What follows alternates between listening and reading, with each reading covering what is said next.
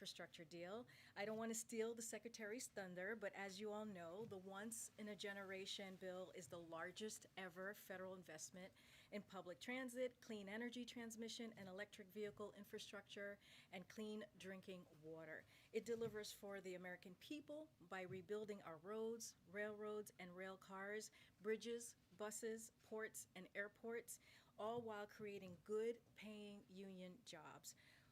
With that, I'll turn it over to Secretary Buttigieg. This isn't his first time at the podium, as you all know. I think might be his third time, but it's his first time joining us as a father. So on a personal note, congratulations to you and Chasten on the birth of Gus and Penelope, and the news last week, which we really thought that was wonderful, great news.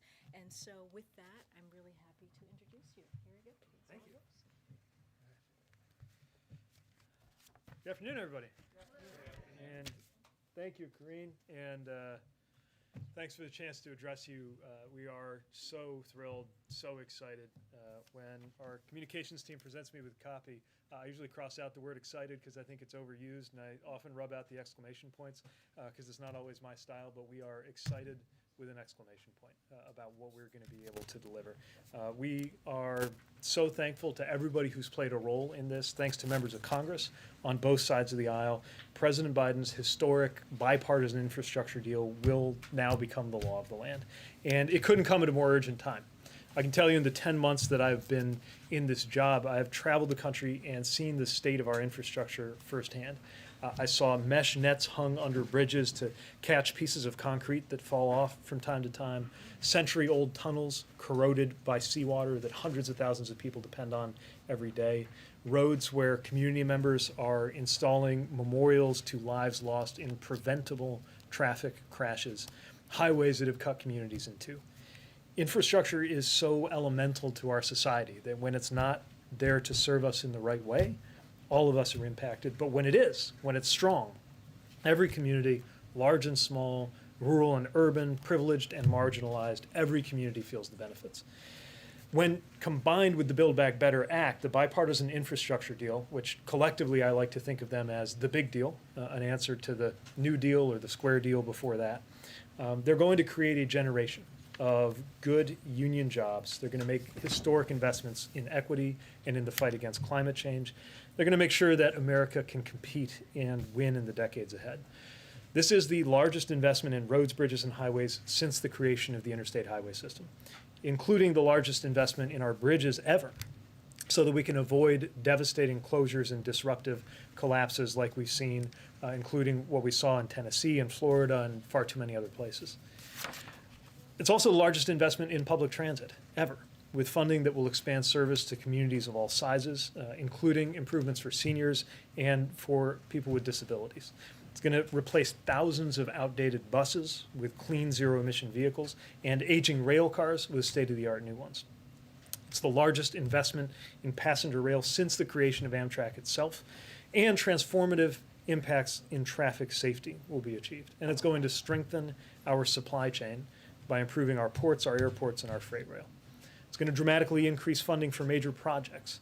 Every year we have our discretionary programs, RAISE and Infra, where we support projects that are vitally important for local economic development and the national supply chain. We're going through the current round of applications for RAISE right now. And for every dollar that we have to give out, there are about 10 in impressive applications coming in. This allows us to grow those programs that we can use in very direct ways to address the issues of our time. I'll give you an example from the Infra round of grants that happened earlier this year. We announced funding for a project in Georgia. It's an inland port to help goods move onward from the port of Savannah. It is to create a new 300-plus mile freight connection between the seaport and the inland port that makes it faster to get the goods out of the port and then sort them so that they can get on the way to shelves. But like I said, for every good project like this, there are many more that are worthy but that we can't support. This helps us to change that. Later today, I'll be headed to Glasgow, and there look forward to discussing how this legislation can help ensure that transportation, which is the biggest sector contributing greenhouse gases in our economy, can be a big part of the solution. We've seen so many impacts of climate change on American lives, on our transportation systems themselves, And that's part of why this plan includes funding to put people to work electrifying our power grid, make our infrastructure more resilient to extreme weather, and build out a national network of 500,000 electric vehicle chargers and expand public transit, as I mentioned earlier, which is also a huge part of the climate solution. And of course, there's a lot beyond our transportation elements of this: lead pipes, cleaning up pollution, broadband, and more. But what all of these investments have in common is that they will create jobs. Pipe fitters to replace those pipes, electricians to install those EV charging stations, auto workers to build the cars that plug into them. We need mechanics maintaining transit vehicles, drivers operating them, construction workers rebuilding those roads and bridges. And most of those jobs will be available whether you have a college degree or not, which is why the president often talks about this as a blue-collar blueprint for American competitiveness. And it's a generational investment in every sense of the word, something that means a lot more to me now as a new father, because this is how we do right by the next generation before it's too late. So thanks again, and eager to take some questions. All right. Go ahead, Jeff. Secretary Buttigieg, thanks for being with us. Congrats on the birth of your children. A question about the bill. This bill gives your department an unprecedented amount of discretionary funds, $100 billion in competitive grants. Can you spell out how you plan to prioritize that money, and just give us a sense of what projects you see or we should expect to see getting money and getting started first? Yeah, so our department has been gearing up, hoping that this bill would pass, and now that it has, we've taken it to the next level. I would break it into two parts. Part of it is handling increased funding for programs we already have, like discretionary programs such as RAISE, formerly known as Tiger, and Infra. There, what you're going to see, within the framework, of course, that the law puts forward, is an emphasis on projects that, taken together, give us extra value in the priorities of this administration: economic strength, safety, climate, equity, preparing for the future. And we see a lot of projects that overlap in that sense. Again, if you look to what we funded with the last round of Infra, that'll give you a sense, and you'll see that when we announce the RAISE projects for this year too, but we'll have so much more to work with. Then there are areas where we have to stand up whole new programs. Safe Streets for All. We've never had a multi-billion-dollar safety initiative like that. Reconnecting communities, which we've been talking about all year, responding to where sometimes it was federal dollars that divided a community, often along racial lines. I think the intent of those programs is clear, but the mechanics of those, we've got to work very hard to make sure that we get it right, that the criteria are transparent, that it is easy to understand how to apply, whether you are a big city with full-time staff here in Washington, D.C., or a small rural community trying to navigate that federal process. And of course, that all those dollars are spent accountably, because we're talking about a lot of taxpayer money. Do you have something in place? Sorry, just a quick follow-up. Do you have something in place to prevent mismanagement of that money and fraud? Absolutely, yeah, and that's something that I know is also happening at the administration level. There will be, and the president made this very clear to us in the cabinet when the rescue plan dollars came through. We know that we're going to be held to a very high standard by the president as well as the public. So we have an executive council with the deputy secretary and undersecretary, as well as myself, paying close attention to how we can make sure we have all of the right controls, the right rigor to make sure these dollars are spent well. Secretary Mayor Pete, could you give us the breakdown of the implementation of Justice 40 with the infrastructure package that's now passed and signed into law?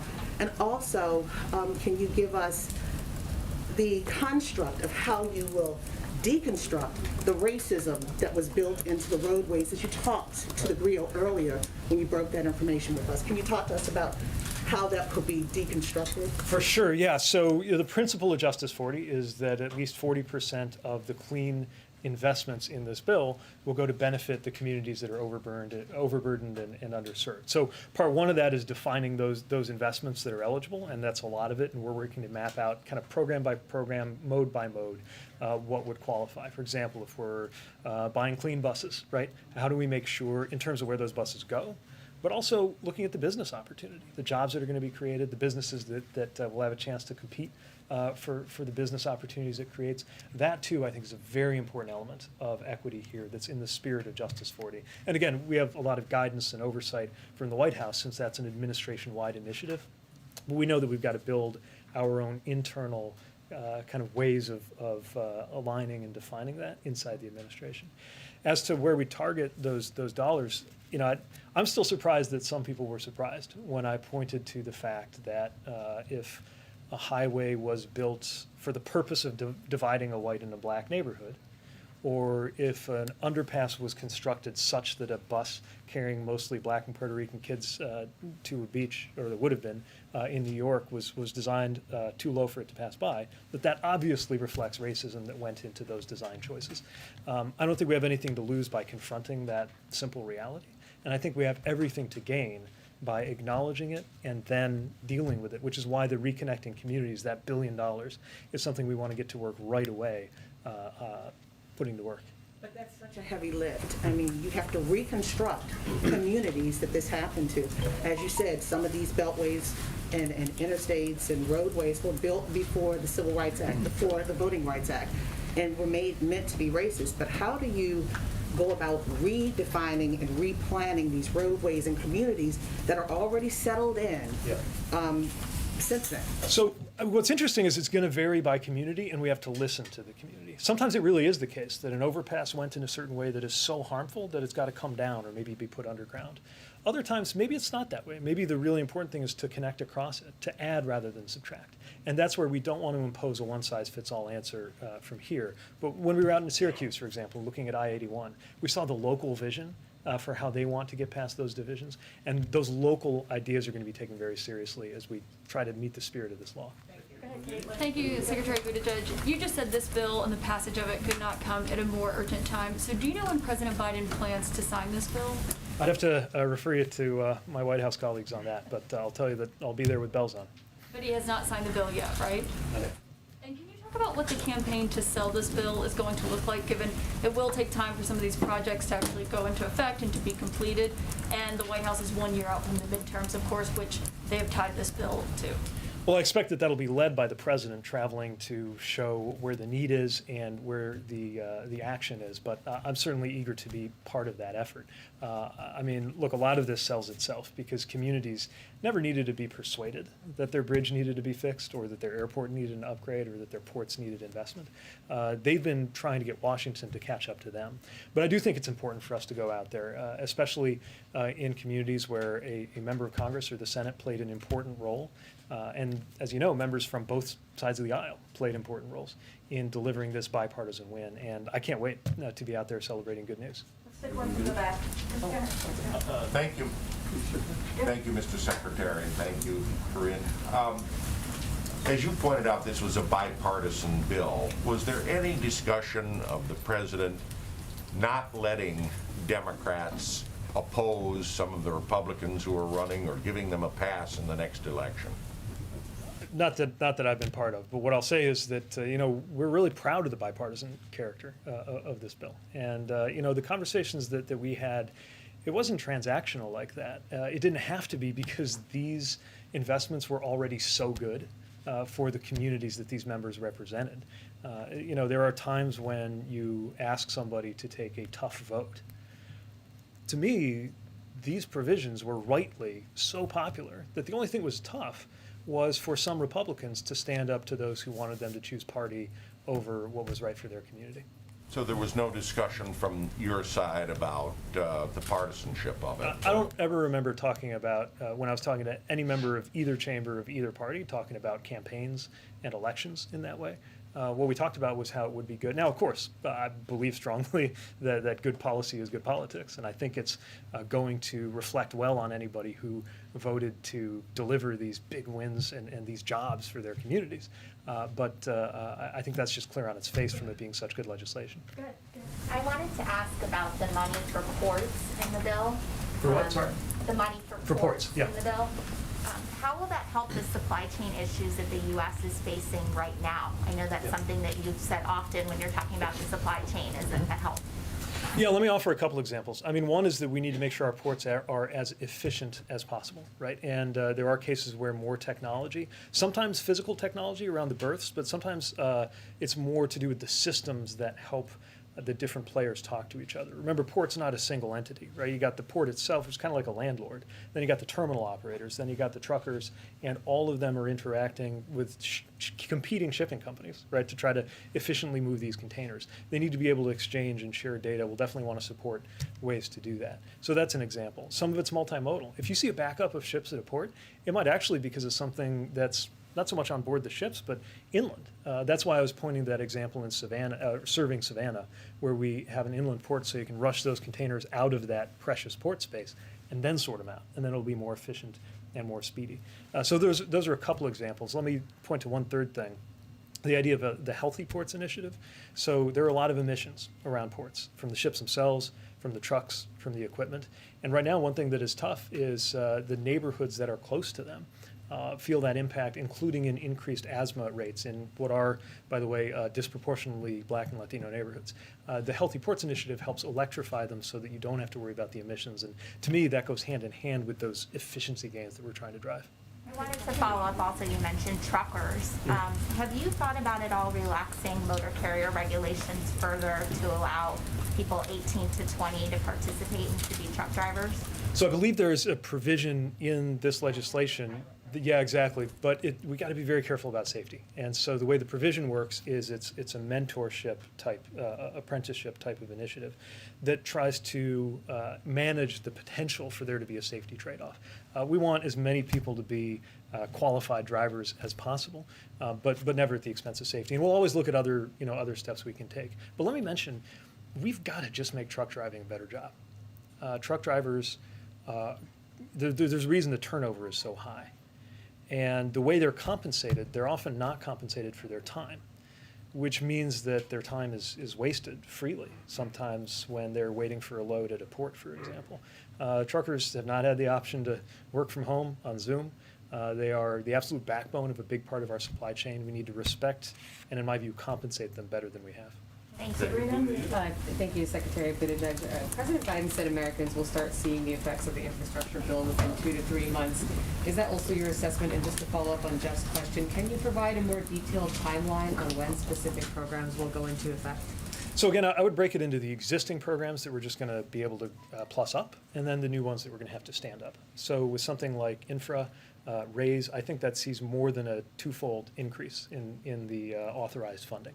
So here you have, and by the way, they're not waiting on us in Washington to invent these construction projects, right? The communities are applying with them, and then we're just able to fund that many more. And we're already, even though I'm going through the applications for this year's RAISE program now, we will, in very short order, be working on next year's, and you'll see a notice go out. But again, some things, we need to stand up a whole new program.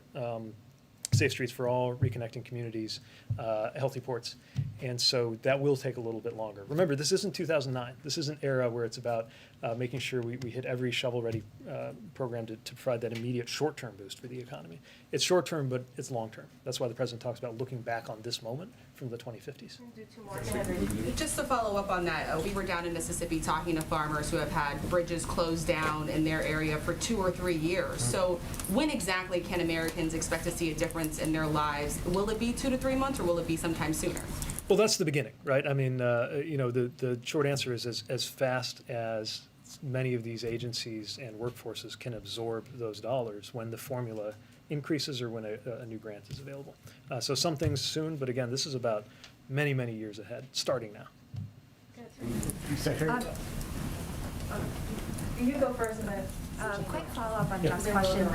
When you're reviewing the applications, do you have adequate staff at DOT to review all the applications I'll be putting in? And then I have one more question. Great question. Yes, but we're going to have to grow as well. And that's one of the things we've been working on, is how to make sure we're staffed up properly and how to make sure we're organized properly. I mean, we're talking about, I believe, $660 billion over that stretch of years that we need to manage responsibly. Of course, there's an admin dimension of that to make sure that we have the right staffing, human power.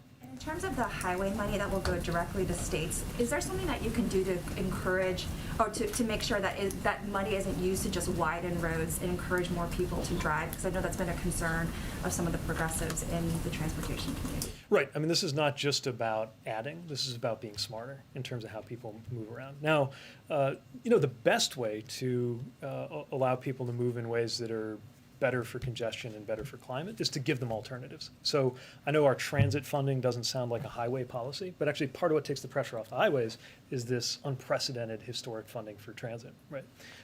Having said that, we're certainly, when there's any discretion involved, so especially on the discretionary programs, we're going to think about what's really going to help solve the problem. Sometimes you add lanes to a road, you just get that many more cars, and you're no better off in terms of congestion or pollution.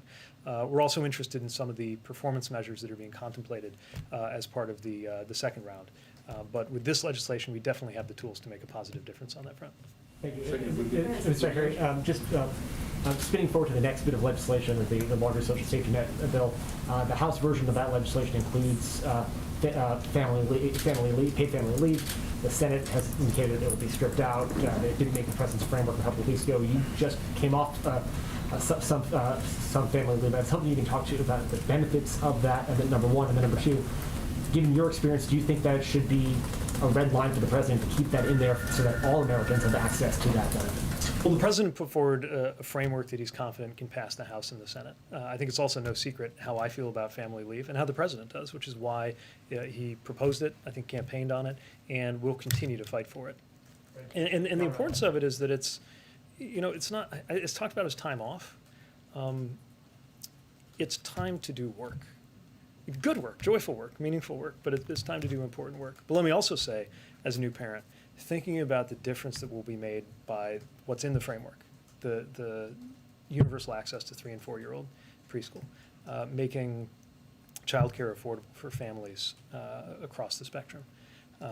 That child tax credit, I mean, that's going to be huge, and it's going to make such a big difference for new parents.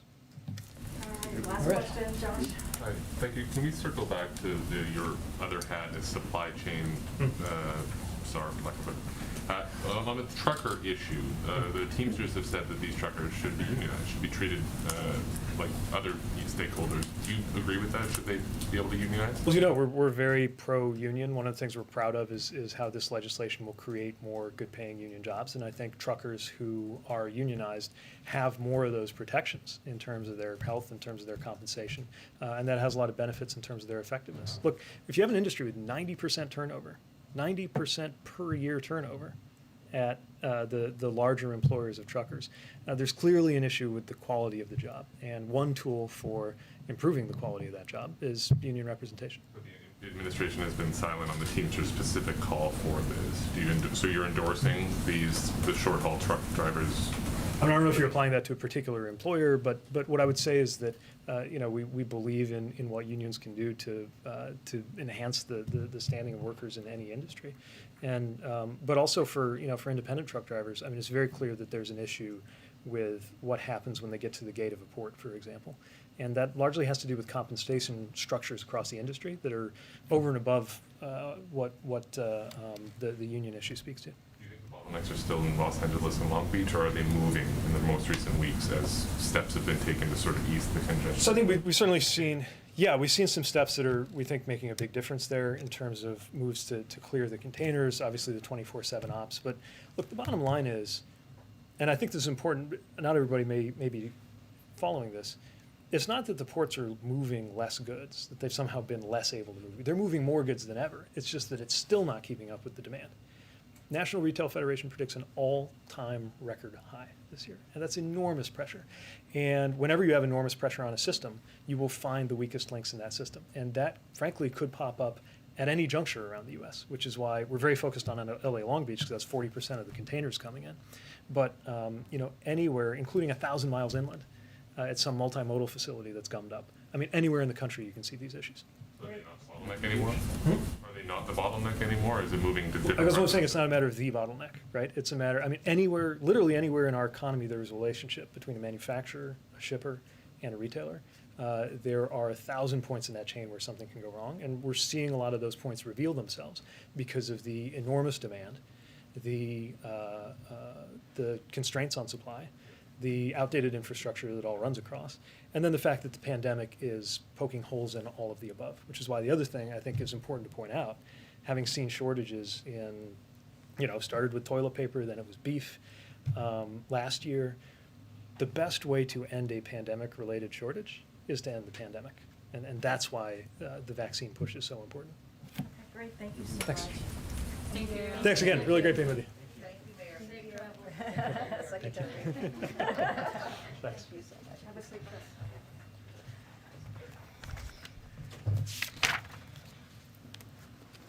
All right, I got one thing at the top, and then we'll dive in. So later this afternoon, the First Lady will kick off a nationwide effort urging parents and guardians to vaccinate eligible children.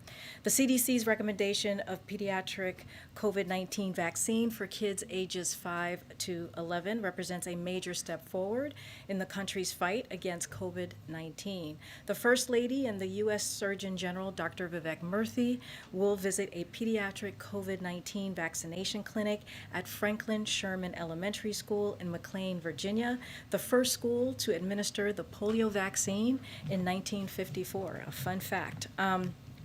Coupled with First Lady's push, on Monday, Secretaries Becerra and Cardona sent a Dear Colleague letter to school superintendents and elementary school principals across the nation to take a series of steps to encourage children vaccinations, including by holding vaccination clinics at schools, hosting community conversations with pediatricians about the importance of vaccinations for children, and to answer parents' questions about the vaccine, and providing parents with trusted information about the vaccine as well.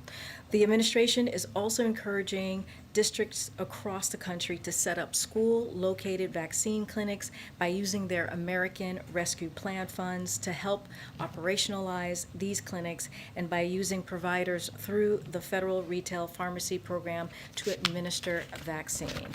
With that, Zeke, go for it. Thanks, Karine. We heard some initial White House response to the Fifth Circuit staying the OSHA rule, the vaccine or test mandate that was really take effect at the very beginning of next year. Is the White House concerned that the legal wrangling surrounding that rule could delay the implementation of that? And what's the administration's message to businesses and Americans, who are subject to that rule? So broadly speaking, at least on the confidence, defending a policy is not a new thing from an administration, regardless if it's a Republican or a Democrat administration. This is something that happens all the time. The administration clearly has the authority to protect workers, and actions announced by the president are designed to save lives and stop the spread of COVID-19. And as DOJ said, they will be defending these lawsuits. But I also want to step back for a second, because there is precedent here. The Department of Labor has a responsibility to keep workers safe and the legal authority to do so. The Secretary of Department of Labor determines workers at risk, or what is called the grave danger. And if you look around, and if we really zero in this past year, more than 750,000 people have died of COVID. You have approximately 1,300 people a day who continue to die a day, as I said, from COVID. If that's not a grave danger, I don't know what else is, right? So I want to be really clear as well, is that the Congress empowered OSHA through a law that has been in the books for more than 50 years. So this is an authority that we believe the Department of Labor has. We are very confident about it, and just to say, this is about keeping people safe in the workplace, and it's critical and it's important to do, and so that's the message that we want to send out. And simply to a business owner who sees the headlines that the rule's been stayed now, should they prepare their employees now to get vaccinated, or should they wait while this law is played No, out? that's a great question. I appreciate the question. We think people should not wait.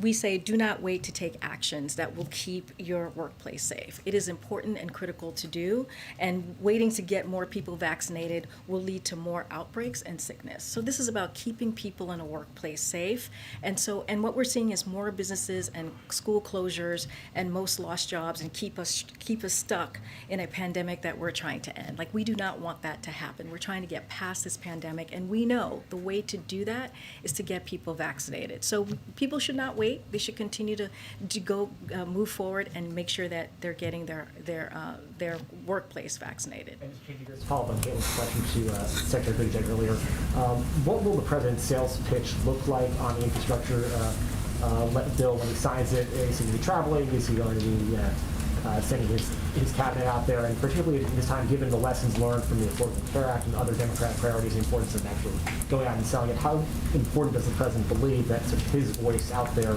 talking about the benefits of that bill will be to his legacy? Well, it's critically important, and you've traveled with us. We've been across the country, in different regions of the country, where the president has talked about his economic policy, Build Back Better Act, and the bipartisan infrastructure, and it's critical. This is a once in a generation investment that the president talks about. We talk about. I mean, this is one of the reasons we had Secretary Buttigieg here, is to have that conversation and continue to talk about the key components in here, which is the roads and also, let's not forget, climate change and the bridges and the ports, all of the things that we need to make sure that there are good paying union jobs, make sure that we are investing in our country, make sure that we are competitive with China. So the president's going to continue to have those conversations, continue to hear from him. He will travel and make sure that, to your point, the American people hear directly from him about the importance. But also, you'll have the cabinet secretaries out there, you'll have his White House officials out there. And so it is important to sell this, but for the people to understand that this is going to make a transformational change in their lives, an investment that we haven't seen in my whole entire lifetime. And it's going to be critical and important. Thanks, Karine. The president has indicated that he will be making a decision on the Fed chair soon. He appears to have interviewed 2 candidates. Can you give us an update on anyone else he's interviewing and give us any sense more on the timeline? So I cannot confirm any interviews that he may or may not have had. Somebody asked me about this on Friday. Look, I mean, the president spoke to this last week. You were with us in both Scotland and in Rome, where he was asked that question. I believe in Scotland he was asked that question during his press conference. And so I don't have any announcements for you today. The president will continue to engage with his senior economic team in a careful and thoughtful process to appoint a Federal Reserve chair. And that's all I have for you today, Jeff. One other topic. The president's and the vice president's poll numbers have been falling. How big of a concern is that for this White House, particularly with an eye towards the midterm elections just a year from now? Are you talking about a particular poll? No. No, just in general? So, look, one of the things that I want to say is, like, we are confident that our policies will improve the lives of nearly every American. And so grow our economy and create jobs. That's our focus, to make sure that we continue to push the president's economic policies.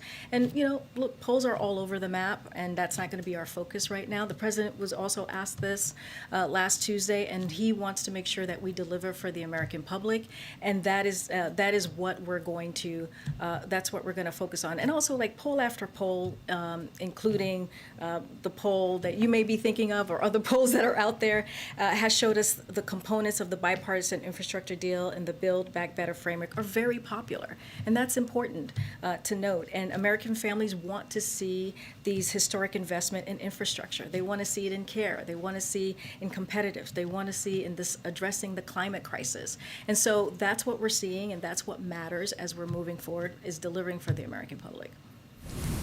Thank you. To follow up on what Jeff and Sabrina were trying to ask the Secretary, the President said Americans would feel the impact of the projects within 2 to 3 months, but I didn't hear a single specific project that will be launched. So has the administration identified any? I don't have anything, and I don't have anything to announce as to any specifics. We'll have more on the implementation of this as the days go by, the weeks go by, and so stay tuned. We'll have a lot more to share. But as you can imagine, implementing this is critical and important to us. If you look at the American Rescue Plan, which we believe was a success, that's one of the reasons we saw the job numbers that we saw on Friday with 531,000 jobs in the last month. So we want to continue making sure that we deliver, and so just like we did with the American Rescue Plan, we'll make sure to do this with the bipartisan infrastructure framework as well. For so long, you and President Biden have talked about the urgency of passing this bill. Now it's passed, so why is he waiting to sign it? And when will he sign it? So he talked about this on Saturday. He basically said he wants to make sure the congressional members who worked very, very hard on this, when they come back, then we'll figure out a time to sign it. But you're right, it's urgent, but we also want to make sure that the people who spent the last couple of weeks, last couple of months just all in, delivering on this promise are here for the signing as well. So do you have a date in mind? I do not have a date, but it will be very soon. And then, turning to reconciliation, does President Biden believe Congress should wait for a CBO score to vote on it or not? Well, here's the thing. As you know, Weijia, and I talked about this probably on Thursday, probably on Friday, I can't remember now. But as you know, we put forward our score. We put forward through the Treasury. There was a Treasury blog. There was also the JCT that put out a number as well, which was the kind of the first part before the CBO puts out their number. And we said that there's more. It's going to be more than paid for. I believe our number was 2.1 trillion. And so we are confident that this is going to be paid for. We are confident that it will add $0 to the deficit. Moody's has said this as well, and other economists have said this, and so we're going to continue to move forward, and that's why we wanted to be transparent, which is why we worked across agencies, across the administration, to make sure that we put out a number to show that it could be raised. So he wants them to use that number or wait for the CBO? Well, we just wanted to make sure that, again, we were transparent. We put out what we thought it would be raised, and so that's what we put out there last week. Thank you. The Energy Secretary says about the cost of Americans heating their homes in the winter, it will be more expensive this year than last year. So why is the administration now considering shutting down the Line 5 pipeline from Canada to Michigan? So, Peter, that is inaccurate. That is not right. So any reporting indicating that some decision has been made, again, is not accurate. But what I will say is, I'll lay this out for you for a little bit here. Where we are is with this is that the Canada has decided to invoke the dispute resolution provisions of the 1977 Transit Pipelines Treaty. We expect that both the U.S. and Canada will engage constructively in those negotiations. In addition to being one of the closest allies, Canada remains a key U.S. partner in energy trade, as well as efforts to address climate change and protect the environment. I will also add this too, is that the current Line 5 pipeline is subject to litigation between Enbridge and the state of Michigan. So again, it is inaccurate what you just stated. What's inaccurate? But the reporting about us wanting to shut down the Line 5. I said, is it being studied right now? Is the administration studying the impact of shutting down the Line 5? Yes, we are. So then what's inaccurate? Well, I thought you were saying that we were going to shut it down, but that is not inaccurate. Okay, great. But the Army Corps of Engineers is preparing an environmental impact to look through this. Okay, and then now that the president is on the record as of Saturday supporting compensation for illegal immigrants who are separated from family at the border, who counts as separated? If somebody was just separated for a few hours or a few days, would they be eligible to settle a suit and get this payment from DOJ? So, Peter, I will direct you to the Department of Justice for any specifics on that. You've asked us this question, we have answered it, and I will refer you to the Department of Justice on any specifics. The great detail, though, about the policy. So if he can answer it, I'm curious. Going back to 2018, some illegal immigrants were given a choice: get deported alone or get deported with their kids. If somebody chose to be separated, chose to go back by themselves without their family, would they be eligible to settle one of these lawsuits? Peter, I'm going to refer you to Department of Justice. I don't have anything more to say, and I'm going to move on, okay? All right, thank you. Go ahead, Caitlin. Is the White House's assessment still that Democrats should be able to pass the second piece of this legislation, the Build Back Better agenda, by Thanksgiving? So we're going to work very hard to make sure that this gets done. As you know, on Friday, the House voted on a rule to make sure that on the week of November 15th, that it moves forward out of the House. And so we're going to just continue. The president on Friday was, burning the phone lines and calling members.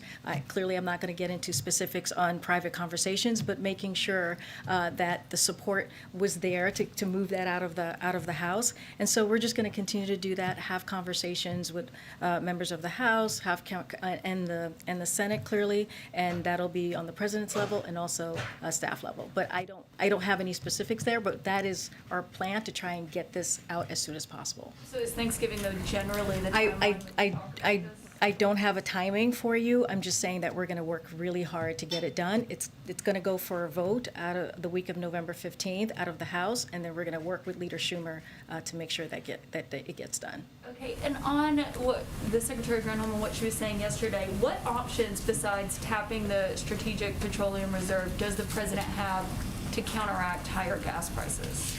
So, you know, I've talked about this a couple of times. You know, we don't have an announcement yet on anything to share at this time.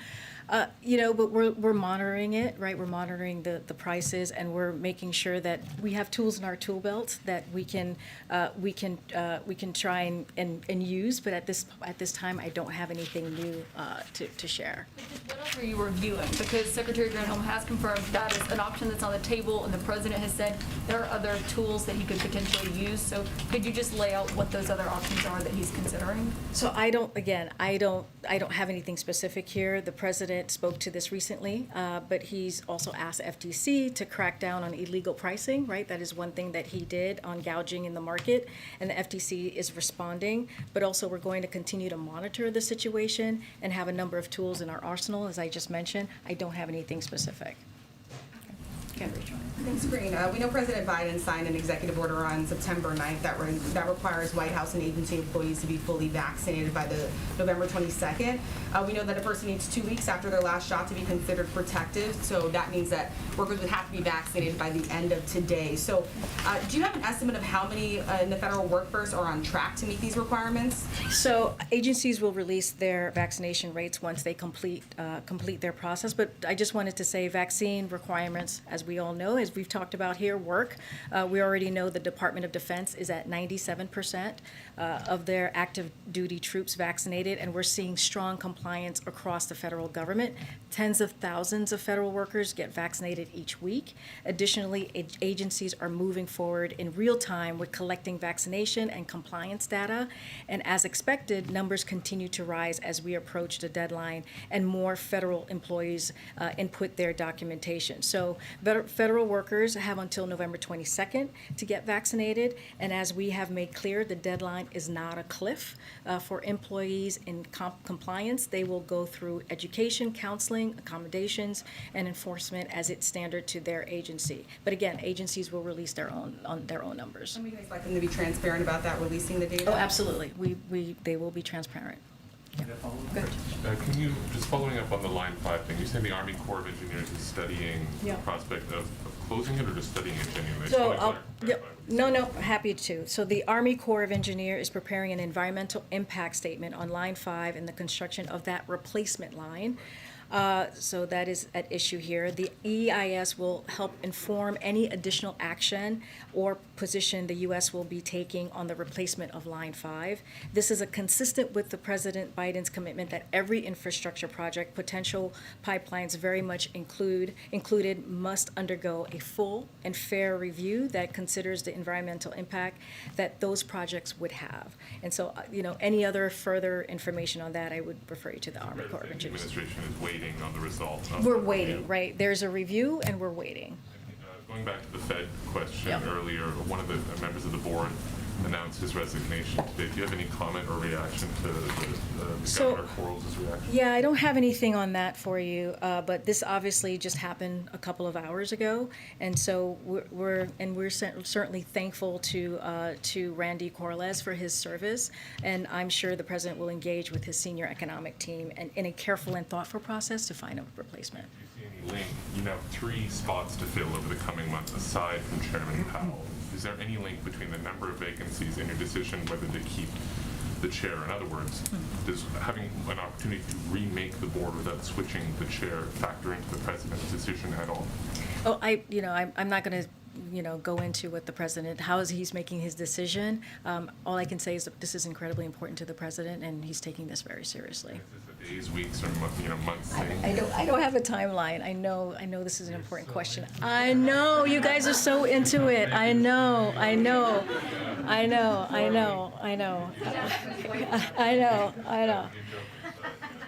All right. Thank you. I promise. Well, as soon as we know, we'll share that information. Go ahead. When you look at the situation with the vote on the bipartisan infrastructure the other night, there were a handful of progressives who voted against it. They explained their reasons.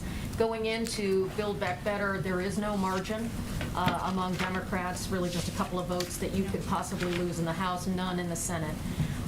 What is the strategy when you know you're not, more than likely not going to have any Republican support to cover for that, when it is possible there will be changes made by the Senate that may not be in the interests shared by the Progressive Caucus, tightening up some of the provisions within that? So how will the president approach that, trying to keep progressives on board when 6 very prominent progressives voted against the first piece of the Biden agenda? You know, Kelly, I'll say this. You know, we're going to approach it the same way we approached the American Rescue Plan, right? Which people thought we weren't going to get that done. We're going to approach it the same way we approached the bipartisan infrastructure framework, which folks said we wouldn't make that happen.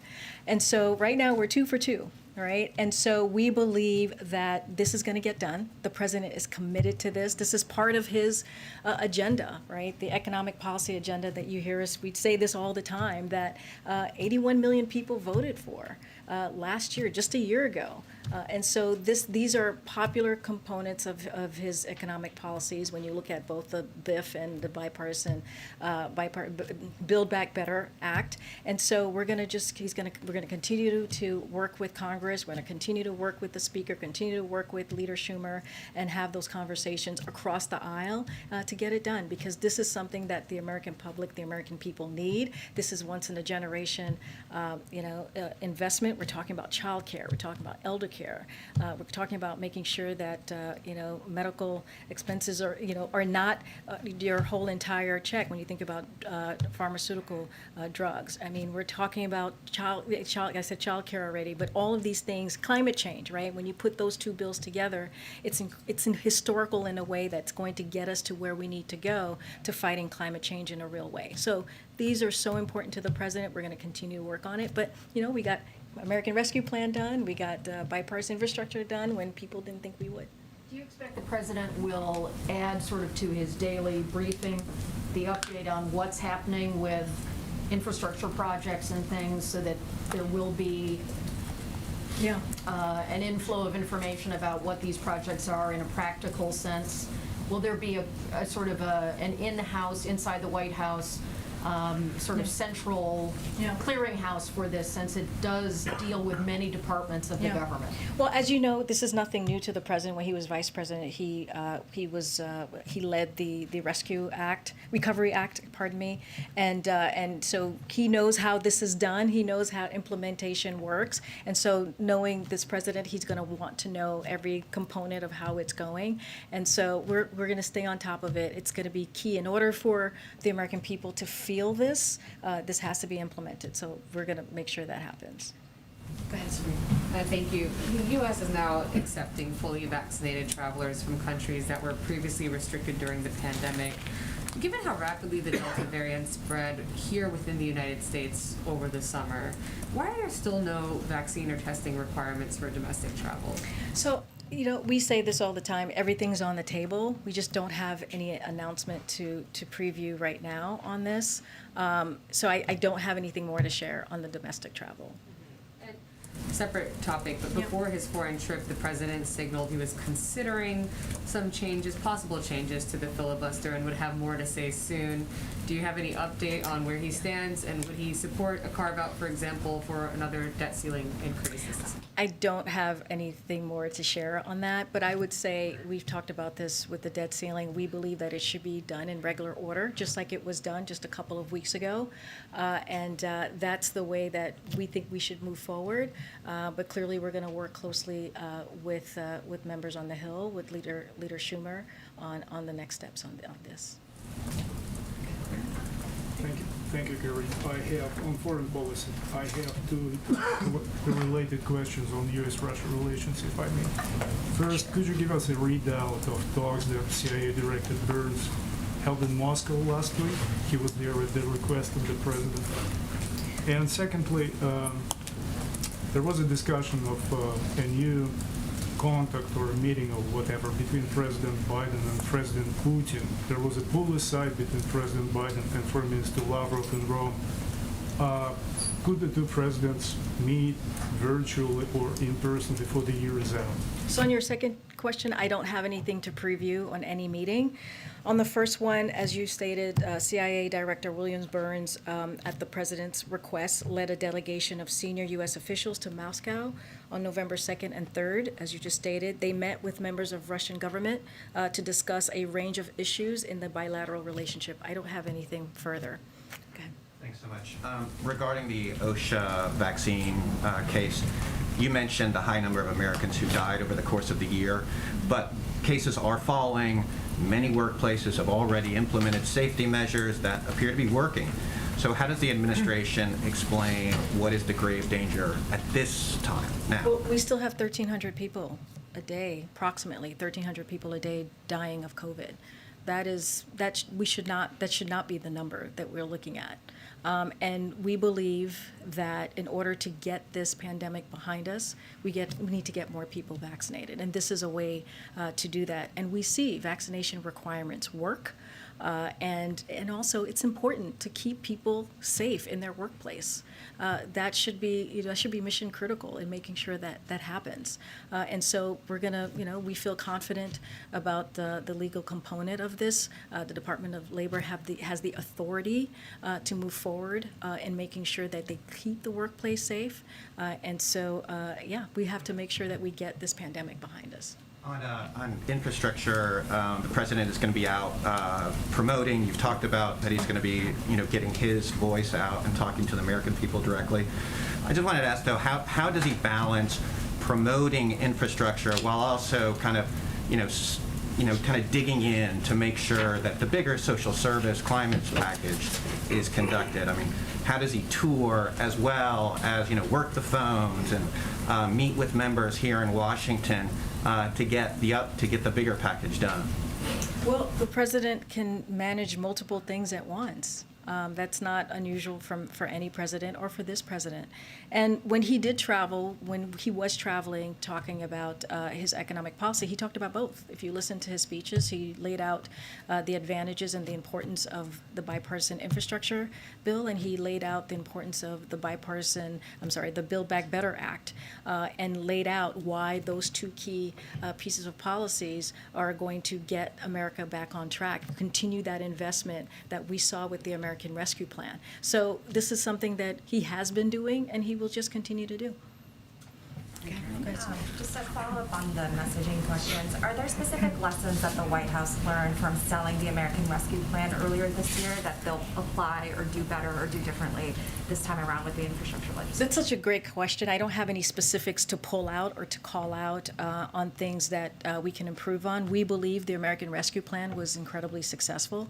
I mean, if you just, again, look at the jobs numbers for last month, if you look at how much the economy is coming back, 620,000 jobs a month since the president took office, 5.6 million jobs, 531,000 jobs just last month. And a lot of that was because of the American Rescue Plan and the decisiveness, the decision that the president took to make that happen. And also getting people vaccinated. His vaccination strategy played a big role. So that's to your question over here, the importance of turning our economy back on is also to get people vaccinated. It's all correlated, it's all connected, and so that's the important thing to remember. Vaccinations? Sure. Kansas Governor Laura Kelly, a Democrat, put out a statement Friday criticizing the OSHA rule, saying she doesn't believe this directive is the correct or most effective solution for Kansas. You've repeatedly pushed back on Republican officials in this context, but does a statement like that from a Democratic governor undermine the White House's message and complicate your ability to persuade the public that this is the best policy? Well, look, I mean, the way that we see it, and this is the thing that we repeat all the time, we know the vaccine requirements work. And we're going to continue to push that. I know we're going to make sure that we get as many people vaccinated. It is so important to get this pandemic behind us and to get the economy going. And so that's going to continue to be our message, is to tell anyone that we're working with, whether it's a Democrat or Republican, that this is how we have to move forward to make sure that we get out of the situation that we're in, to get out of this pandemic again. Can I also follow up on vaccination? Yeah. You just mentioned a lot of the stats that you guys were citing on Friday with the latest jobs report, but also just jobs in general since the president took office, and the progress from the rescue plan. How do you square that with how voters sort of reacted and felt in the states on Tuesday? Obviously, New Jersey, Virginia, elsewhere. Clearly, there's a lag, at least, in terms of how people are feeling about the economy and about the results so far. So, I mean, it's basically what the president said, which is why I think it was a huge step forward that the bipartisan infrastructure plan got passed last Friday, and that's in to credit the members in the House and both chambers actually, and also the president working in partnership with them. And so, we have to deliver. That's what the president said. We have to deliver and make sure that the American people see what we're doing here in Washington, D.C. So we're going to continue to do that. Build Back Better is going to get done. We're very confident about that. You heard the president say that himself on Saturday, and he's going to work very hard to deliver that. And can you provide any more clarity on the upcoming virtual summit with President Xi? Do you have maybe a closer approximation of a date for that? Yeah, let me see.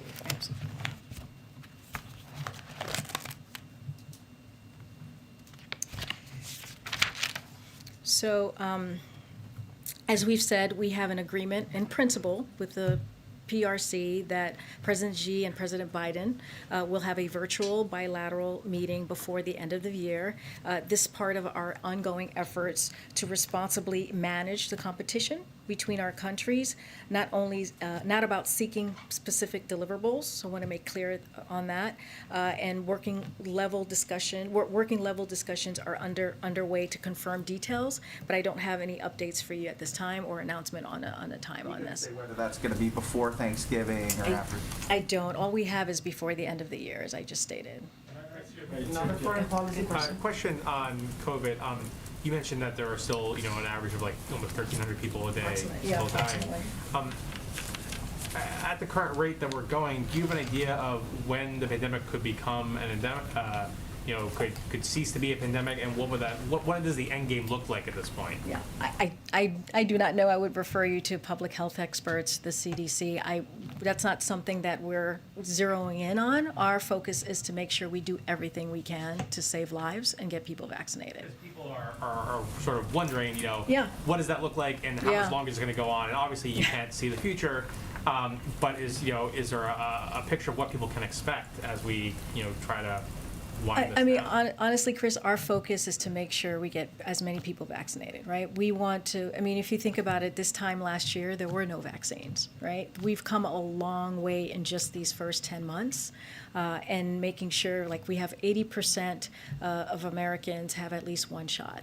70% of Americans are fully vaccinated. Now we've opened it up for the ages 5 to 11, thanks to the CDC and FDA and their ruling and their decision. And so our job that we see here in the administration is to make sure that these vaccines are readily available, that they're free, right? And that we make it as easy as possible for people to get vaccinated, and that we message that out. And so that's our focus. To be in a different place than we were, 6 months ago, different place than we were a year ago, and really just kind of move forward on getting people vaccinated. Go ahead, Karen. Follow up on that. You talked about the First Lady going out there today to Virginia, and that she's going to be doing events like this in the coming weeks. What is the goal to have the First Lady out there? And what message is the administration hoping she can convey? How can she be an effective messenger?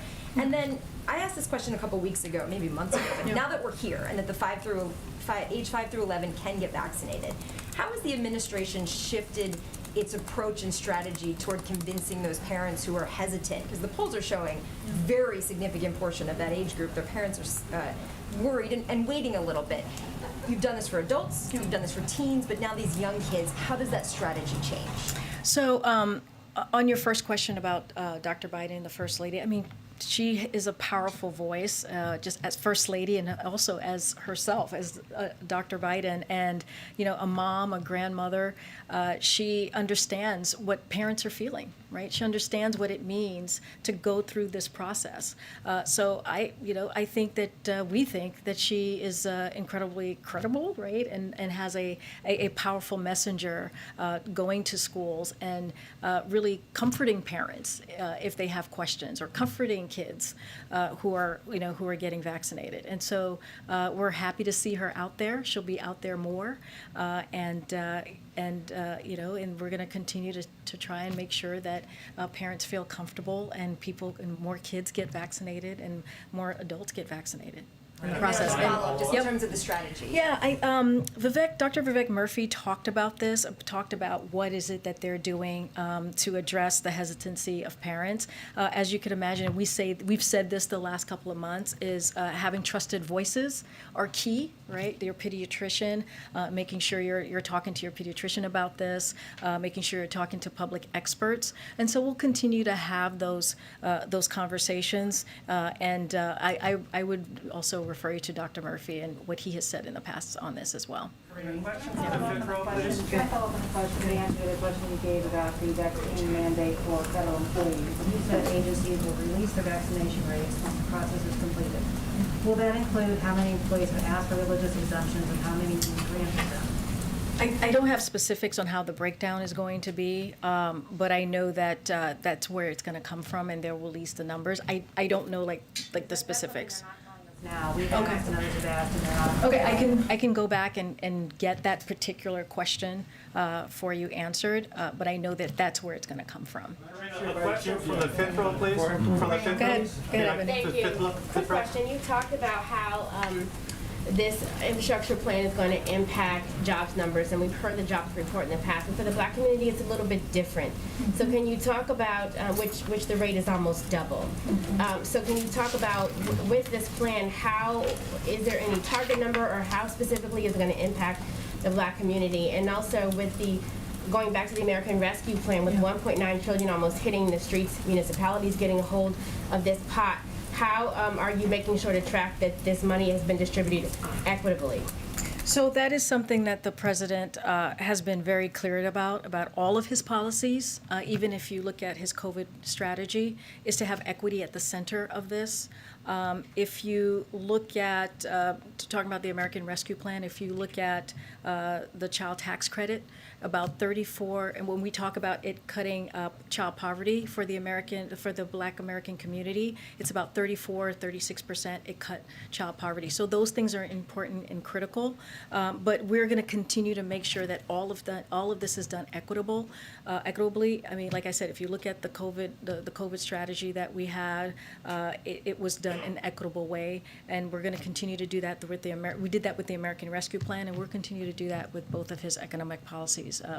Bipartisan infrastructure clearly has been passed, and we'll make sure once the Build Back Better Act is passed so that we see that equity at the center of everything that we do. And concerning the jobs numbers.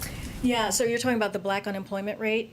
Yeah, so we know there's a lot of volatility when it comes to individual groups because of small sample sizes. So it's critical to look at broader trends instead of individual data points. So when you do that, you'll see that we've made real progress across the board, including the African Americans going from 9.2% unemployment when the president took office to 7.9%. Like, we know that's still really too high, and there's still a lot of work to do, but there has been a difference that we wanted to point out. So we need to continue to build on the strong labor market. We have to ensure that the growth we're seeing is broadly shared, which is so important, and we need to deliver on the president's economic agenda, which is going to make critical investments in pre-K, the care economy, education, housing, which, Ebony, I know you ask about a lot on housing, and other areas that are key for creating jobs better jobs, black workers, and workers from every race and background. So equity at the center of everything that he does, every policy remains to be the key here. Can you talk about what he's going to be saying on Wednesday when he's in Baltimore? I don't have anything to preview for you. Hopefully we'll have something tomorrow to preview for the next day, but I don't have anything here for you right now. Go ahead. So Karine, the president said in Baltimore that he could not move on voting rights at that moment as they were dealing with infrastructure. Now the heavy lift on the Hill is done with infrastructure. What's next as it comes to voting rights and his push to lean in to deal with the filibuster? Yep, so as you know, in March, the president said he had an open mind about dealing, this is quotes, about dealing with certain things that are just elemental to the functioning of our democracy, like the right to vote, like the basic right to vote. We've amended the filibuster in the past, so he's open to it. I think someone just asked me that question. I don't have anything new on that particular piece. But look, the president is committed to making sure that the fundamental right to vote is still exists, right? And is going to continue to fight for this. And he's done things within the administration to make sure that we're dealing it and doing everything that he can from the power of the White House. So the president's historic executive order in March, which agencies have now submitted action plans for, working to double the voting rights staff in the Civil Rights Division at DOJ, and appointing at the vice president at her request to lead the administration-wide effort using the bully pulpit and convening power of the White House. Look, we are frustrated just like everybody else is frustrated on this, and so we're going to continue. The president's going to continue to voice his concern and continue to fight to make sure that we really address the issue of voting rights, especially with all these pieces of legislation that we're seeing across the country.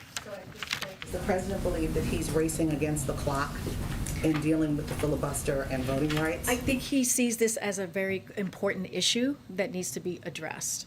And so he's going to continue to do that. He did that when he was in Pennsylvania. He talked about it. He does that when he's having conversations with congressional members, when he's had conversation with civil rights leaders about how to move forward and how to make sure that we're protecting the rights to vote. And so he'll continue to make that a priority. Because this is such a weighty issue, was the president aware that MLK3 was arrested last week? Is he aware that Joe Madison, former board member of the NAACP, is now on a hunger strike over voting rights? I haven't spoken to him about that. I'm happy to ask him and see what he knows. But I do want to make clear he's committed to this issue. This is a very important issue. The president has been fighting his entire life on voting rights.